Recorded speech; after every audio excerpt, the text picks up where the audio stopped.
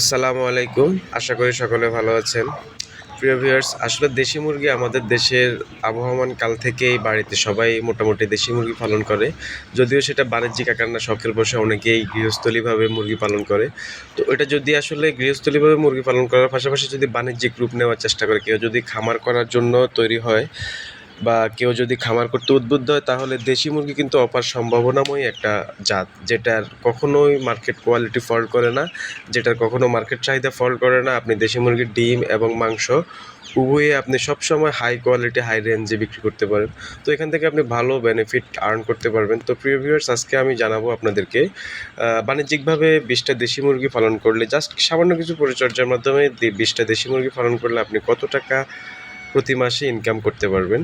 তো আসলে আপনি খামারে লাভ করতে পারবেন কিনা লস করতে পারবেন, সেটা আসলে আপনার অনেকটা নির্ভর করে আপনার কোয়ালিটির উপর এবং টেকনিক্যাল কিছু খামার ব্যবস্থাপনার উপর।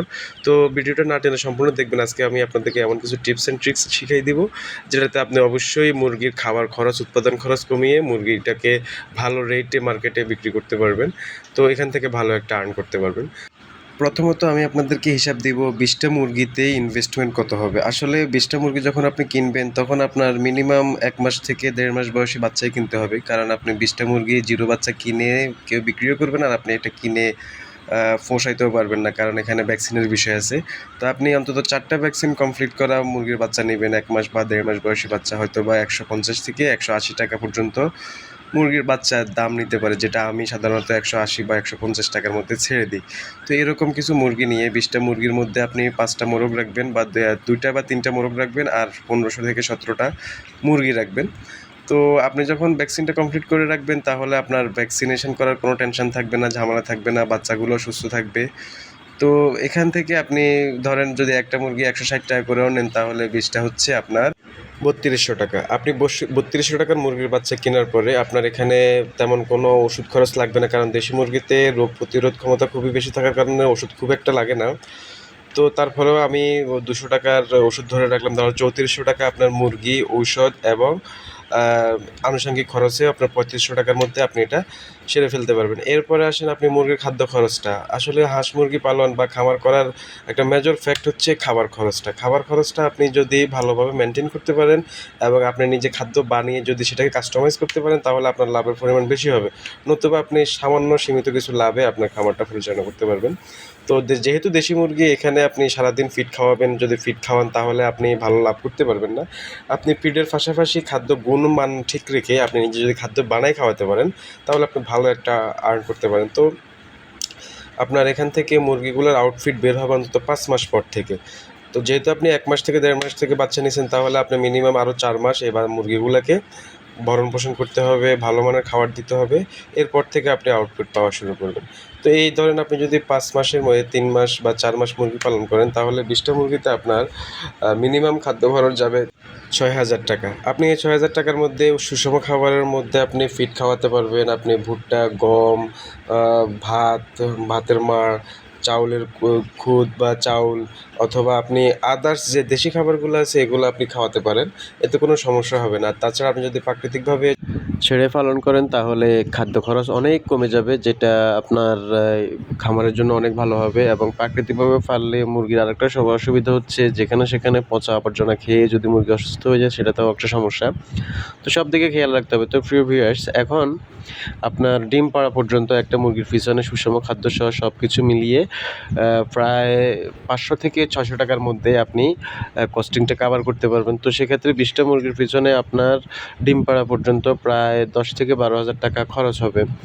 তো এবার আসেন আমরা আসি কী পরিমাণ লাভ ওখান থেকে আমরা বের করতে পারবো। তো যদি আমরা দেশি মুরগির ডিম উৎপাদনের জন্য ব্যবহার করি, তাহলে তেমন একটা লাভবান হবেন না। হতে পারে আপনি ডিম বিক্রি করে মুরগির যে খাদ্য খরচ ওটা কাভার করে হয়তো সামান্য কিছু লাভ হইতে পারে। দেশি মুরগি কখনো ডিম উৎপাদন করে আপনি লাভবান হতে পারবেন না, কারণ দেশি মুরগি মাসে 10 থেকে 15টা ডিম পাড়ে, এবং ডিম পাড়ার পর সেটা কুচে বসে যায়। কুচে ভাঙার পরে আবার ডিমে আসতে ভালোই একটা সময় যায়। তো সেজন্য আপনি যদি মুরগির থেকে ডিম উৎপাদন থেকে শুরু করে ডিম উৎপাদন করার পরে যদি সেই ডিমের বাচ্চা বিক্রি করেন, তাহলে আপনি ওখান থেকে ভালো একটা বেনিফিট আশা করতে পারেন। তো আপনি যদি 15 থেকে 16টা বা 17টা মুরগি কুচে বসায় যদি বাচ্চা উৎপাদন করতে পারেন, তাহলে প্রতি মাসে আপনি মিনিমাম 200 থেকে 250টা বাচ্চা উৎপাদন করতে পারবেন। তো আমি সবকিছু বাদ দিয়ে 200টা বাচ্চাও যদি আপনার ধরি এখানে, তাহলে প্রতি বাচ্চা যদি আপনি 0 বয়সে বাচ্চা বিক্রি করেন, তাহলে মিনিমাম 50 টাকা করে আপনি বাচ্চাগুলো বিক্রি করতে পারবেন।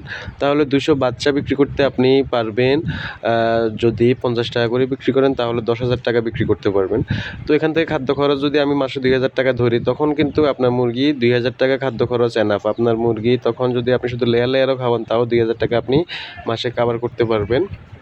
তো সেক্ষেত্রে আপনি যদি 2,000 টাকাও বাদ দেন, মাসে আপনি মিনিমাম বাচ্চা বিক্রি করে 8,000 টাকা, 7 থেকে 8,000 টাকা ইনকাম করতে পারবেন।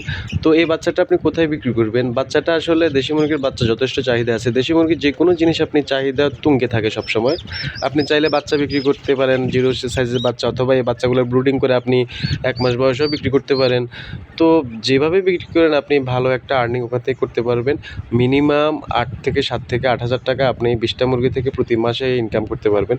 এবং আপনার যখন মুরগিগুলা সেল দেওয়ার সময় হবে বা আপনি যদি বিক্রি করে দেন, তাও আপনি তখন একটা মুরগি 7 থেকে 800 টাকা করে বিক্রি করতে পারবেন। আপনার যে পুঁজিটা লাগবে সেটা আপনার মুরগিতে থেকে যাবে, কিন্তু প্রতি মাসে উপরোক্ত আপনি বাচ্চা বিক্রি করে 7 থেকে 8,000 টাকা ইনকাম করতে পারবেন। তো এক্ষেত্রে আপনাকে সবসময় খেয়াল রাখতে হবে আপনার মুরগিগুলো সুস্থ আছে কিনা। সুস্থ থাকার জন্য আপনি পর্যাপ্ত পরিমাণ স্পেস রাখতে হবে, বাসস্থানটা আপনার ভালো রাখতে হবে, যাতে করে মুরগিতে কোনো সংক্রমণ না হয়। এবং আপনি নিয়মিত ভ্যাকসিনগুলো কমপ্লিট করবেন। রানীক্ষেত এবং গাম্বুরা ভ্যাকসিনটা তো অবশ্যই করবেন। 1.5 মাস 2 মাস পরে রানীক্ষেত অথবা আপনার কৃমিনাশক ওষুধগুলো ব্যবহার করবেন। চেষ্টা করবেন প্রাকৃতিক ওষুধের মাধ্যমে আপনি মুরগির চিকিৎসা করানোর জন্য। যে প্রাকৃতিক মাধ্যমে কীভাবে আপনি চিকিৎসা করবেন সেটা আমার আগের ভিডিওতে বলা আছে, অবশ্যই আপনি ভিডিওটা দেখে নেবেন। আর ধন্যবাদ সবাইকে। আমার কাছে যদি কেউ দেশি মুরগি বাচ্চা কিনতে চান অবশ্যই পাবেন। তো সেই জন্য আপনারা আমার সাথে যোগাযোগ করলে দেশি মুরগির যে কোনো বয়সের বাচ্চা পেয়ে যাবেন ইনশাল্লাহ। ধন্যবাদ সবাইকে। আসসালামু আলাইকুম।